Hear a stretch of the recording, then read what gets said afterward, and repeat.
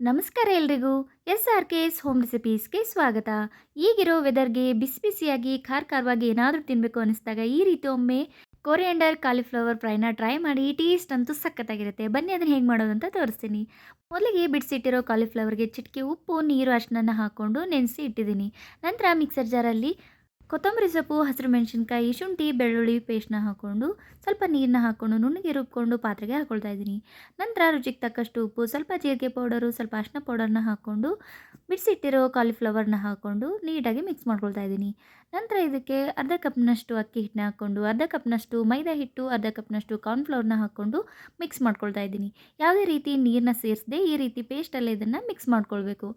ನಂತರ ಕಾದಿರೋ ಎಣ್ಣೆಗೆ ಒಂದೊಂದಾಗಿ ಹಾಕ್ಕೊಂಡು ಲೋ ಫ್ಲೇಮಲ್ಲಿ ಗರಿ ಗರಿಯಾಗಿ ಇದನ್ನು ಫ್ರೈ ಮಾಡಿಕೊಂಡ್ರೆ ಟೇಸ್ಟಿ ಆ್ಯಂಡ್ ಡಿಫ್ರೆಂಟ್ ಆದ ಬಿಸಿ ಬಿಸಿಯಾದ cauliflower coriander fry ready. Video ಇಷ್ಟ ಆದರೆ ಶೇರ್ ಮಾಡಿ, ಫಾಲೋ ಮಾಡಿ, ಕಮೆಂಟ್ ಮಾಡಿ. Thank you.